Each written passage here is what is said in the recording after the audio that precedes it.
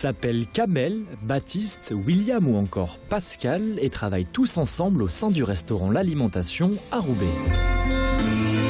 Ouvert en 2012, l'établissement a fait de l'accompagnement professionnel des personnes en situation de handicap son leitmotiv. Il y a 40 ans, la compagnie roubaisienne de l'Oiseau-Mouche était l'une des premières compagnies théâtrales professionnelles à travailler avec un public en situation de handicap.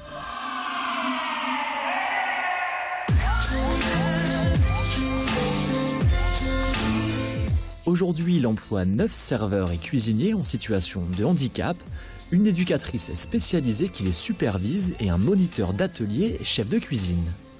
C'est un lieu où ils sont employés de façon permanente et où on est vraiment axé sur l'idée qu'ils ont des compétences et que nous sommes là pour les aider à les mettre en valeur.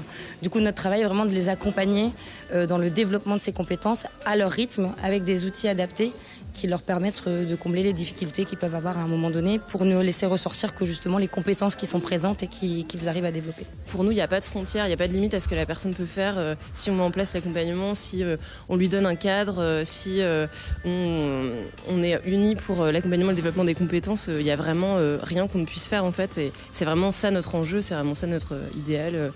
Et même si le public employé est une des spécificités du restaurant, ce dernier attire avant tout pour la qualité de sa cuisine, avec une carte renouvelée tous les 2 à 3 jours.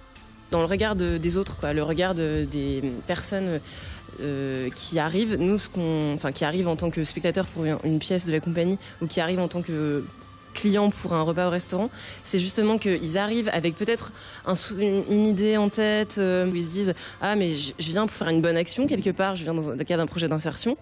Mais en fait, que ce soit de la salle de théâtre ou de la salle de restaurant, quand ils en ressortent, ce qu'ils retiennent, c'est la qualité de ce qu'ils ont mangé, de ce qu'ils ont vu.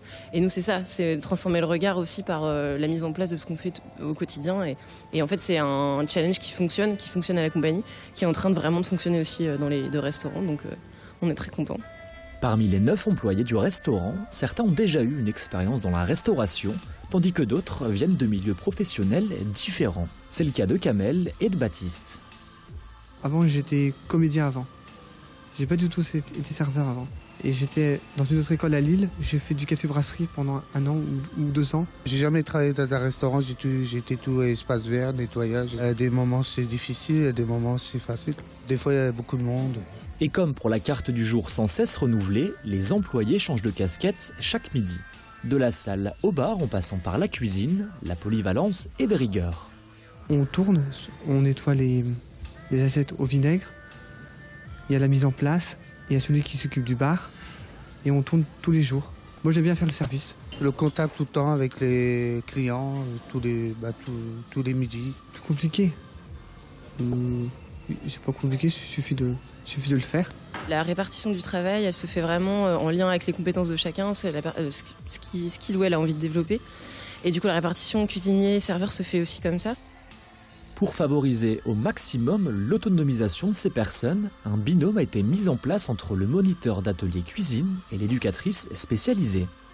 Notre binôme est intéressant puisque lui apporte tout ce qui est côté technique et où moi je vais adapter ou réexpliquer les choses ou adapter les explications ou mettre en place des outils qui permettent de faire exactement la même chose mais avec les outils nécessaires pour le mettre en place. Quand ils ont des bons retours et ils en ont quand même régulièrement, c'est vraiment un facteur d'épanouissement positif et de déploiement de compétences qu'on met en valeur avant tout le reste. Un resto chaleureux et atypique avec une cuisine inventive, ouvert tous les midis du lundi au vendredi.